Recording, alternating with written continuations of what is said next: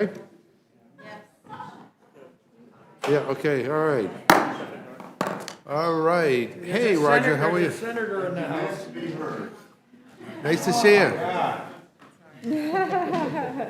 used to sit back in that corner. You can come sit there again.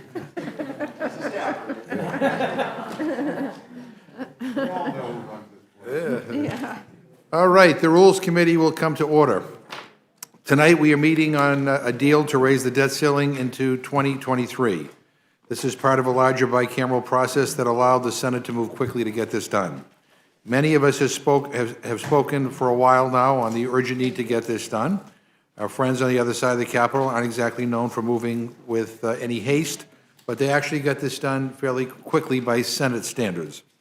The deadline to get this done is rapidly approaching, and I don't want to say anything to drag this out or throw us off course. Consider this my holiday gift to all of you. So I'll just say that I'm glad that we are here today to get this done. I appreciate the work of leaders both here and in the Senate, and I expect us to move quickly and in a bipartisan way to get this to the President's desk and avoid a catastrophic default. Now, let me now turn to our ranking member for any comments that he wishes to make. Thank you, Mr. Chairman. As I said to you privately, I want to say publicly thank you for all you've done trying to expedite things and move them along today. We're very appreciative. Today's hearing, Mr. Chairman, covers a single item, a measure to increase the debt limit by $2.5 trillion, the largest increase in the debt in history, which is expected to cover federal spending through the end of 2022. While I understand the need to address the debt limit to ensure the federal government does not default on its obligations, it's frustrating that the majority's unwillingness to accept its responsibilities of governance have brought us to this point. Mr. Chairman, since taking control of the House, the Senate, and the White House at the beginning of this year, the majority has made repeated decisions to spend massive amounts of taxpayer dollars with only Democratic votes. As the party controlling both chambers, Democrats have the ability to take such action, misguided and irresponsible though we believe it is. But with that power also comes the responsibility to effectively govern, and the majority's failed to do so. Earlier this year, the majority spent $1.9 trillion on a partisan reconciliation bill, a bill that many economists, both Democrat and Republican, predicted would spark inflation, and it's proven to do just that. And just last month, the House passed another partisan reconciliation bill that may spend as much as $4.5 trillion if all the programs in it that my friends want to make permanent are made permanent. Both of these passed with only Democratic votes. Yet here we are, almost a year after the end of the Trump administration, and Democrats are still claiming the debt limit is the fault of Republican policies which have actually led to the biggest revenue surge in 44 years. Mr. Chairman, it did not need to be like this. The majority could have chosen to address the problem months ago on its own, or Democrats could have chosen to work with Republicans on fiscally responsible measures that addressed our nation's debt and shored up critical programs like Medicare and Social Security, which are dangerously close to insolvency. Instead, the majority chose to focus its time on partisan measures that do things like spend $3 billion on, quote, tree equity, whatever that means, and offering massive tax breaks to millionaires in a few select states. This course of events has been truly astonishing. Strongly urge my friends in the majority to rethink their overall direction. Not too late to alter course. With that, Mr. Chairman, I yield back. I thank the gentleman for his statement. He yields back. I'd now like to welcome our two witnesses to provide testimony on SJ Res 33, a joint resolution relating to increasing the debt. Congressman Beyer and Congressman Arrington, we are delighted that you are here. I think we've talked about this issue in this committee several times already, so we kind of know the drill. But we welcome you here, and obviously as succinct as you want to be would be wonderful. Mr. Beyer. Mr. Chair. Yeah. Mr. Chairman, I have a big stack too, but with respect to the due respect to the committee, I will try to do this in 2 minutes or less. So, Okay. Mr. Chairman and Mr. Ranking Member, thank you very much for the opportunity to appear before you. Senate Joint Resolution 33 will ensure that the United States continues to be a nation that pays its bills, period. Without today's action, for the first time in our history, the U.S. government could default on its debt obligation because of the debt limit. This would be ruinous for U.S. workers and families. It would trigger a financial crisis on par with that of 2008. resulting in catastrophic economic damage with millions of jobs lost, businesses shuttered, and a banking system in chaos. At a time when our recovery is strong but uncertain, we risk the loss of 6 million jobs, an unemployment rate of nearly 9%, the elimination of $15 trillion in household wealth, and a decline in real GDP of 4%.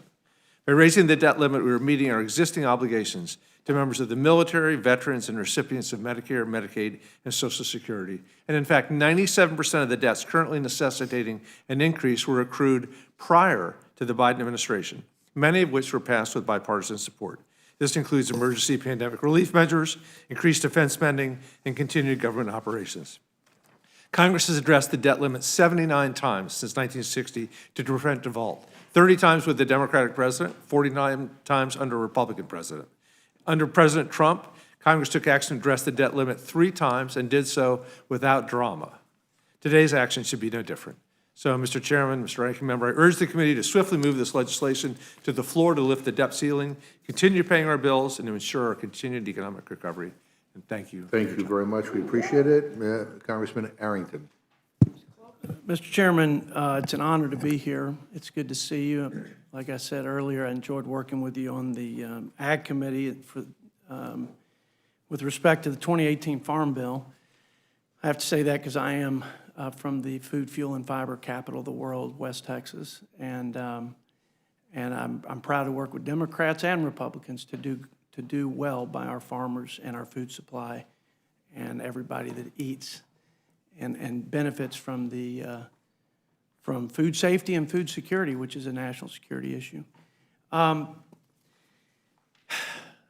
respect you, and I have tremendous respect for Mr. Beyer. I know some of my colleagues are going to find some of my comments harsh and directed to their party, but I want to say from the outset, both Republicans and Democrats have contributed to what I believe is the biggest threat to my children's future in this country. I'll say it again.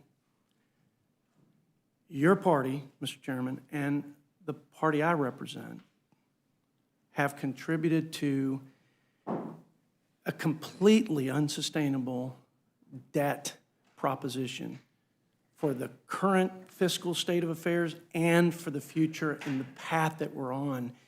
It is scary, and it will knock the shine right off of America. It will rob our children of the freedoms and the blessed opportunities we've had in this country. No one knows exactly when that debt crisis occurs and what it looks like, but when the dominoes fall, sir, we're not going to be able to put Humpty Dumpty back together again. We can't bail out of that crisis. We can't borrow our way out of that crisis. And we can't print enough money to save the country in such a dire and catastrophic scenario. I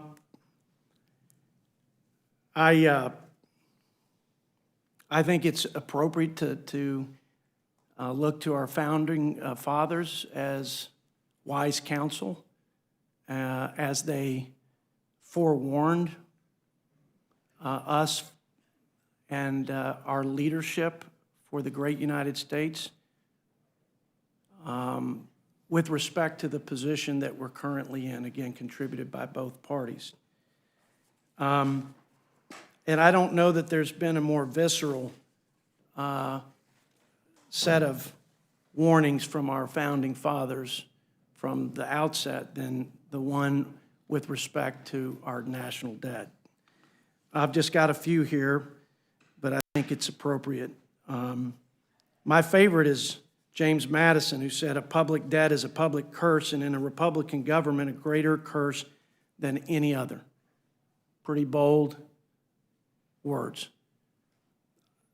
Ben Franklin said that when you run in debt, you give to another power over your liberty. He said the second vice in public service is lying. Mr. Perlmutter, but he said the first is running up a debt. Because you're my friend.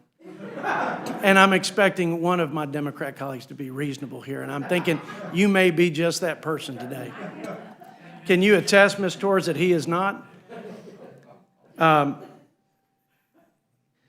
To preserve our independence, we must not let our rulers load us with perpetual debt. Mr. Thomas Jefferson, Alexander Hamilton, nothing can more affect national prosperity than a constant and systematic attention to extinguishing the present debt and to avoid as much as possible the incurring of any new debt.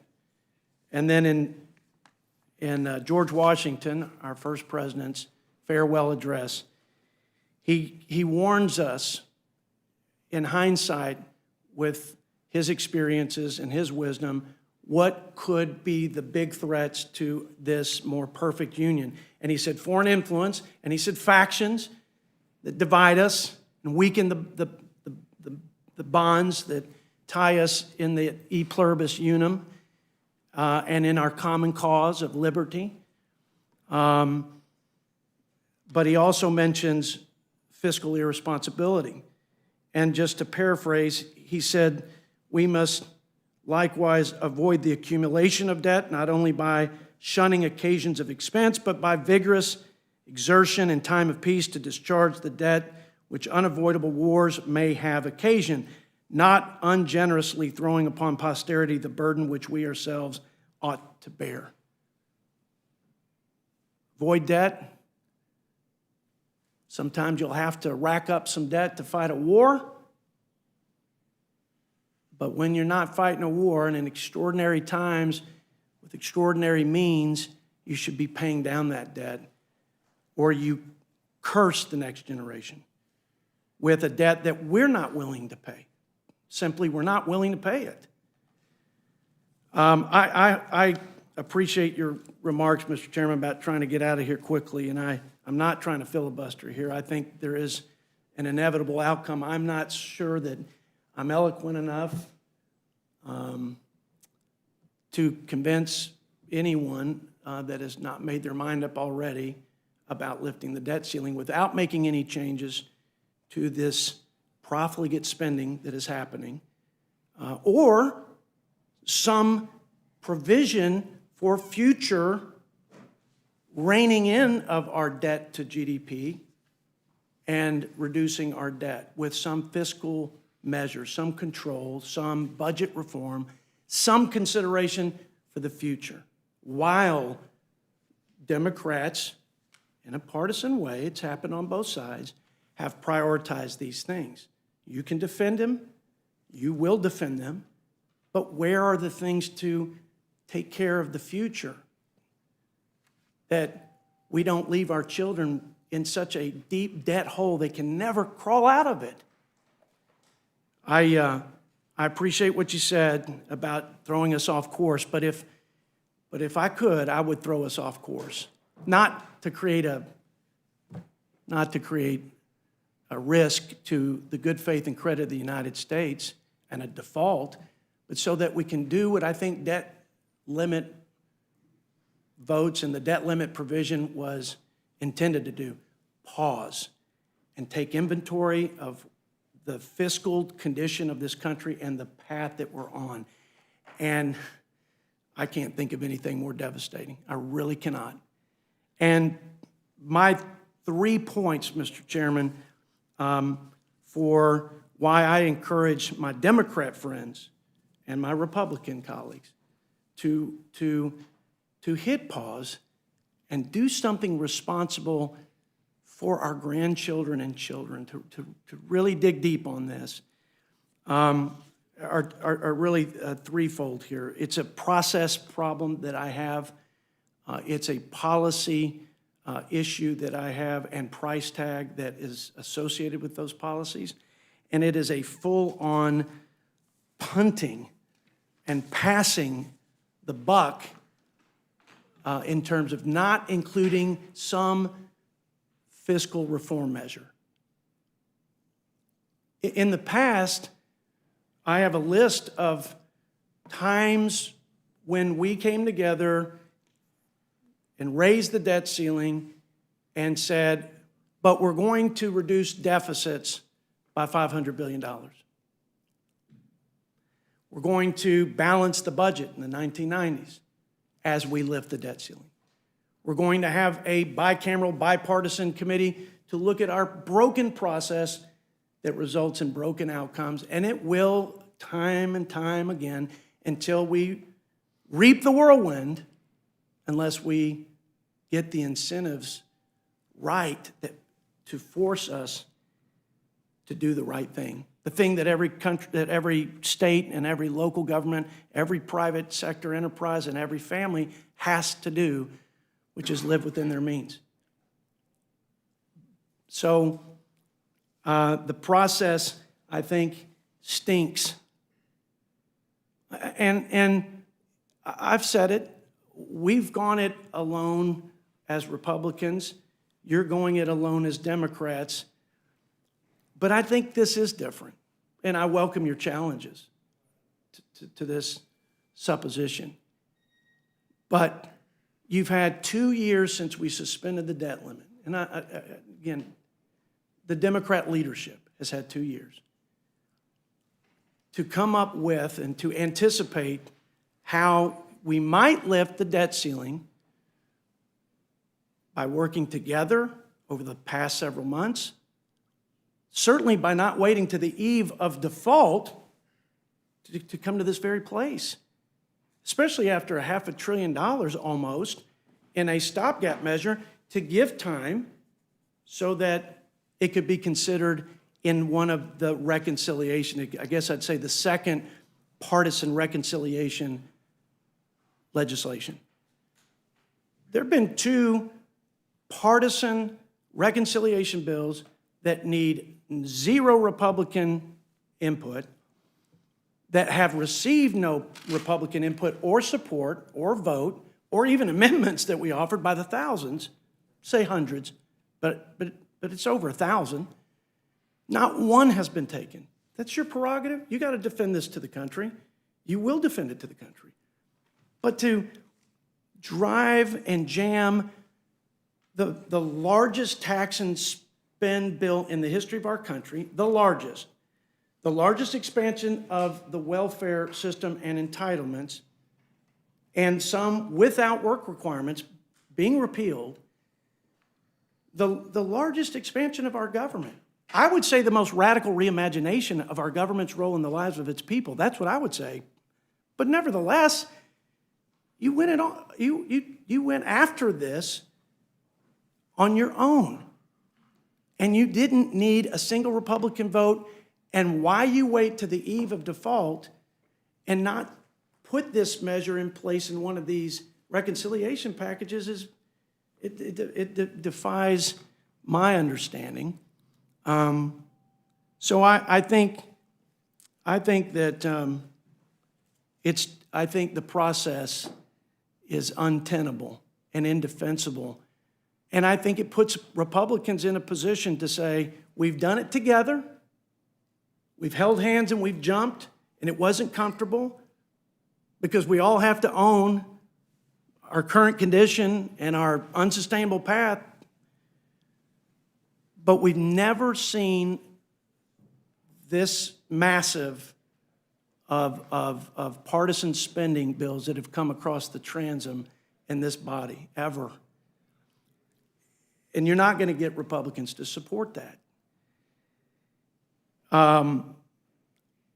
Secondly, the policies. I call them progressive policies. I mean, we've had, like I said, 2 years since we suspended it, a whole several months, almost a year now, where Democrat leadership could have prioritized this, but instead they were able to basically take the entire waterfront of the federal government. I mean, welfare programs, health care, energy policies, it's mind-boggling. The tax code, it's an endless list of mostly progressive policies, and the price tag is incalculable. And instead of focusing on this with respect to getting it included or having measures that would reduce the debt and deficit in the future, would have been a responsible thing to do. Again, you have to defend it. I think it's indefensible. And I don't think you're surprised that Republicans aren't willing to go along with you without some change to the current construct. And I'm disappointed, quite frankly, that Leader McConnell gave that lever up, because this is it before we release this thing without any opportunity to make changes, to dial it back, and to consider the fact that we're $29 trillion in debt. We're at 100% debt to GDP, the highest since World War II. We ain't in a war. And the trajectory going forward is mind-blowing. We doubled the debt over the last 10 years. I'll say we. The next 10 years, the projections are it will double again. In 30 years, at the rate we're going without the BBB, Reconciliation Tax and Spend Bill, we're talking about $112 trillion in additional debt, Jamie. $112 trillion.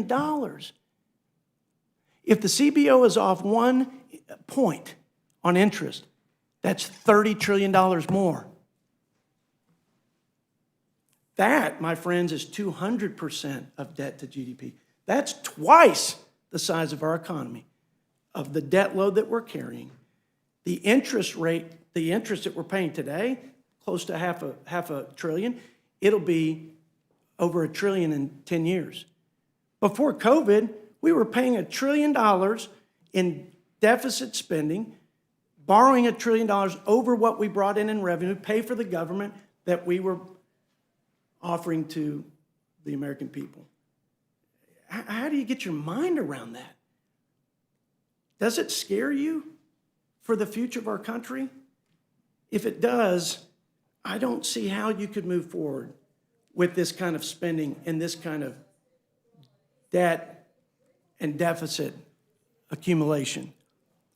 The last point, again, is this idea of when we've done things in the past, we've worked together to, and there's a list of them, I won't go through them all, but the Graham-Rudman-Hollings Act of 1985, that we could start there in sort of modern history, and there was a trade-off for the debt ceiling vote and a balanced budget a few years out with mandatory cuts if we weren't able to get there. That was passed on a bipartisan basis. There were other balance the budget or automatic spending cut measures after that. There was the pay-go that was created. There was the statutory pay-go that was signed into law by President Obama, along with the Simpson-Bowles super committee, to try to figure out a way out of this together so we could feel good about the future of our country and our children's future in this country. And there's a long list here, but they are all trade-offs, and they were all recognizing this threat to our country, and they were included in debt ceiling conversations, which we haven't had, and in debt ceiling votes. So after COVID hit, Chairman, I knew we were going to have to spend some money, or we would sustain a recession that would put us in a worse situation. I got with one of your colleagues, Scott Peters, and 30 Democrats and 30 Republicans, and we sent a letter to the four corners, and we implored them, we know we have to spend some money, but as we do it, let's take care to put reforms in place to deal with the consequences of this and the future debt that we're going to put on our children. We had several meetings, a long list of bipartisan reform proposals. Spending cap and reforming the enforcement mechanisms that don't seem to work around here even when we pass something. Debt targets, we just introduced that, Scott Peters and I. Debt commissions that focus on mandatory spending that's driving it. Also looking at the insolvency of some of our safety nets for seniors. More transparency in CBO scoring, no budget, no recess. At one time, there was a no budget, no pay. It passed. But you know what? We are Houdini when it comes to getting out of the very things that we put on us to get us to act responsibly. And it turns out that the Senate passed a budget and the House passed a budget at that time, but they didn't pass a joint budget, but that wasn't required. So nothing came of it, and they didn't have to leave with less pay. So there are plenty of ideas that are bipartisan. These are just the ones that I have worked on with my colleagues that would change the root cause of our dysfunction and the terrible, irresponsible, reckless outcomes. But none of these are in this debt ceiling vote. And I don't think we've had a serious or meaningful conversation about these in this entire process. That's unbelievable to me.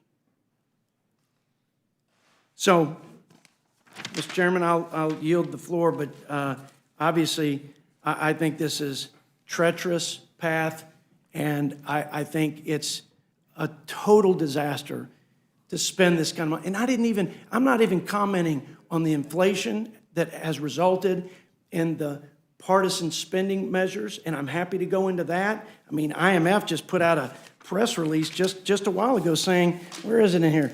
The United States is tied for the fastest rate of rising prices among 35 advanced economies, according to the International Monetary Fund and their own data. $377 a month that people are losing and having their wages relative to inflation drop, so they're having a tough time living paycheck to paycheck when their paycheck doesn't have the purchasing power it used to. But I'm not going to go off on the tangent of some of these policies that I think are going to prolong our recession at best and really be destructive of the prospect of future prosperity in the country. I welcome any questions and comments, and I'm grateful that you gave me the opportunity to share my concerns. You're always welcome here. We appreciate both of your testimony. I mean, let me just say, I don't normally have anything nice to say about Mitch McConnell, but I do want to say that I think he understands that to frustrate a process, one in which Democrats will actually do the responsible thing and address the debt ceiling, but I think he understands that to not allow this to go forward, as every economist, liberal and conservative and moderate, all across the border have said, it would be ruinous to our economy. It would be a disaster of epic proportions. So I think it's important that we avoided that. Secondly, you know, this whole process was less partisan, quite frankly, under Trump. Not because any of us liked his policies. I know you voted for his tax cut. I thought it was a mistake, especially when it wasn't offset, when it wasn't paid for. $2 trillion added to our debt. Nobody blinked an eye on your side. But nonetheless, when it came to time to raise the debt ceiling, the choice many of us had was, do you not pay for the bills that you accumulated because you didn't like the policy? Or do you do what is responsible so that the government doesn't default? Many of us did, I think, what was responsible. And even though we did not like the priorities and the policies. I've been on this committee advocating that even when you go to war, we ought to pay for it. You know, if we're going to send men and women off into harm's way, then we all ought to pay a price too, but no one wants to pay for wars. On this second reconciliation bill that we are now dealing with, we have offsets. We are trying to pay for it. We actually believe in pay-as-you-go, something that unfortunately we had during the Clinton administration, then it was put by the wayside. So, I mean, I get it, but, you know, at this moment, the choices are we either address the debt ceiling issue or we see this economy collapse. You know, I think I give you credit for trying to find bipartisan ways to change the procedures around here, and to the extent that we can find common ground, I'm happy to work with you on it. But in any event, I think at this point, we need to proceed forward, and I got to be honest with you, the way this Congress has been polarized, I don't know if I expect Republican votes for lunch, never mind on something like this. I mean, we couldn't get us, we lost the overwhelming majority of the Republican conference on a truly bipartisan commission on January 6th. Equal representation, equal subpoena power, couldn't get that. And that was in response to an attack on this institution and on this democracy on January 6th. But again, I appreciate you both being here. I yield to my friend, Mr. Cole. Thank you very much, Mr. Chairman. You'll be delighted to know that my friend from Texas' eloquence was so stunning it took my breath away, and I don't have the breath to ask any questions. So I'm going to yield back my time. And I appreciate it. And can I just say, you know, even though we disagree on this, I mean, I appreciate the tone of the gentleman from Texas and the tone of the gentleman from Virginia. Ms. Torres. Dr. Burgess. Yeah, I would just add, as a member of the Budget Committee, and of course, my friend from Texas is well aware of this, the structural debt that we don't even get to vote on, the so-called mandatory spending, needs to come back under the budget process. We can't hope to ever get our arms around this problem as long as it is spending on autopilot where Congress doesn't actually play any role. So I appreciate the very thorough recitation that the gentleman from the food, fuel, and fiber capital of the world has provided us. And it's indeed food for thought. And going forward, I hope we will take this seriously, but we do have to get our arms around the structural debt that we never even vote on it. It just happens. I yield back. Mr. Perlmutter. Yeah, just a couple points, and I thank both gentlemen for appearing here today. Mr. Arrington, I thought you did a very nice job. You threw around a lot of big numbers. I'll throw around some big numbers back at you. It's about $1.4 billion per point on the stock market when it goes up. It's up 10,000 points since Joe Biden was elected. So that's $14 trillion. Okay, $14 trillion against whatever it is we've been spending. And it's not dollar for dollar. You know, we invested this, it came out 14 trillion, but we got to take a look what that's just the New York Stock Exchange. Forget about the other assets of America, which are so plentiful, we are blessed, to your point. Now, to your point too is, okay, we got to watch how we spend our money, but coming out of COVID, when we could have been in a complete recession, had we not taken certain steps to revive and strengthen the economy, could be in real trouble. We want it growing, not shrinking. And it's growing. We've added 6 million jobs in the last year.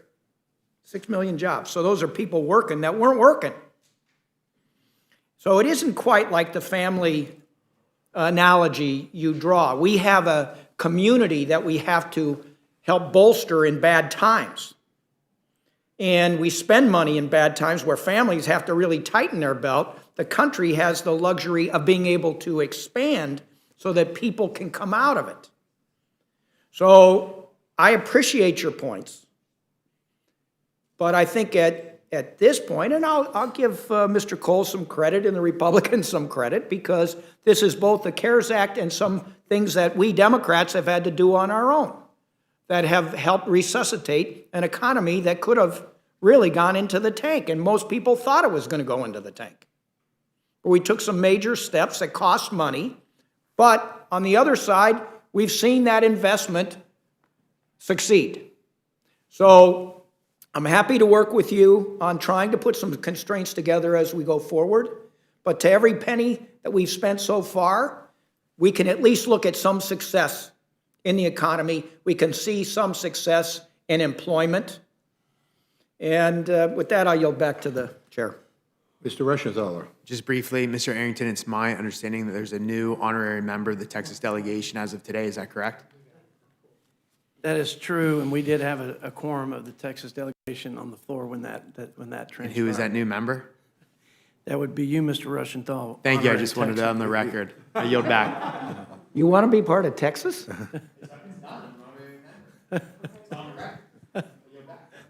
I think I'd be deported if I go to Texas. Mr. Raskin. I just want to thank the gentleman from Virginia, the gentleman from Texas. I have a million questions, but I won't ask any of them to you, Mr. Arrington, but I will invite you to lunch so we can pursue this further. I'm moved by your passion on this subject for the future of our kids, and I'm going to talk to you about a corresponding passion I have for the future of our kids and the threats to democracy today, because I feel the exact same way about our democratic institutions and processes facing extremist violence that you do feel about the debt. So lunch is on me. I yield back, Mr. Chairman. Ms. Fischbach. Mr. Chair, I'd just like to associate myself with the comments of Mr. Arrington and Ranking Member, and I yield back. You just want to be an honorary member of Texas. You know, I was trying to decide if I wanted to be but, I'll get back to you. Ms. Scanlon. Thanks. I think the news from Mr. Reschenthaler is great. He may have just solved our redistricting issues. So congratulations. Mr. Morelli.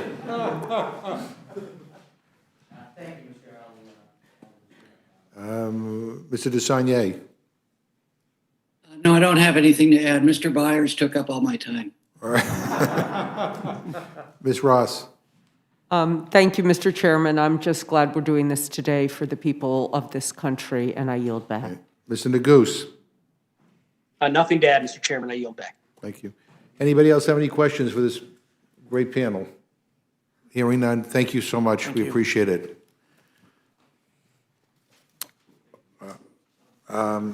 There's no other questions, so this closes the hearing on HJ Res 33. At this time, the chair will be in receipt of a motion from the distinguished gentleman from New York, Mr. Morelli. Thank you, Mr. Chairman. I move the committee grant SJ Res 33, a joint resolution related to increasing the debt limit, a closed rule. The rule provides 1 hour of general debate equally divided and controlled by the chair and ranking minority member of the Committee on Ways and Means or their designees. The rule waives all points of order against consideration of the joint resolution. The rule provides that the joint resolution shall be considered as read. The rule waives all points of order against provisions in the joint resolution. Finally, the rule provides one motion to commit. You heard the motion from the gentleman from New York. Any amendment of discussion? Mr. Cole. I just want to note for the record, I'm not going to offer anything, including my normal open rule. So with that, just in the spirit of cooperation, want to continue to work with you, Mr. Chairman. Well, anybody else? Okay. Hearing none, then the question is on the motion from the gentleman from New York. All those in favor say aye. Aye. All those opposed say no. No. In the opinion of the chair, the ayes have it. That we'd request a roll call, Mr. Chairman. And I think this is Jessica's last roll call. Oh. That's the only reason why we offer. Yeah, right. We want to have one more perfect roll call. Move for a voice vote. The clerk will call the roll. Mrs. Torres. Aye. Mrs. Torres. Aye. Mr. Perlmutter. Aye. Mr. Perlmutter. Aye. Mr. Raskin. Aye. Mr. Raskin. Aye. Ms. Scanlon. Ms. Scanlon. Aye. Mr. Morelli. Aye. Mr. Morelli. Aye. Mr. DeSaulnier. Aye. Mr. DeSaulnier. Aye. Ms. Ross. Aye. Ms. Ross. Aye. Mr. Neguse. Aye. Mr. Neguse. Aye. Mr. Cole. No. Mr. Cole. No. Mr. Burgess. No. Mr. Burgess. No. Mr. Reschenthaler. No. Mr. Reschenthaler. No. Mrs. Fischbach. No. Mrs. Fischbach. No. Mr. Chairman. Aye. Mr. Chairman. Aye. Clerk, report the total. 9 yeas, 4 nays. And Mr. Morelli will handle it for the Democrats. And Dr. Burgess will handle for the Republicans. And Dr. So I think, so let me just say, I think this is it before the holidays. So I wish everybody a happy holiday, safe holiday.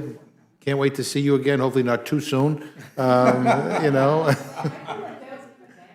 Yeah, I know, I say that in a bipartisan way.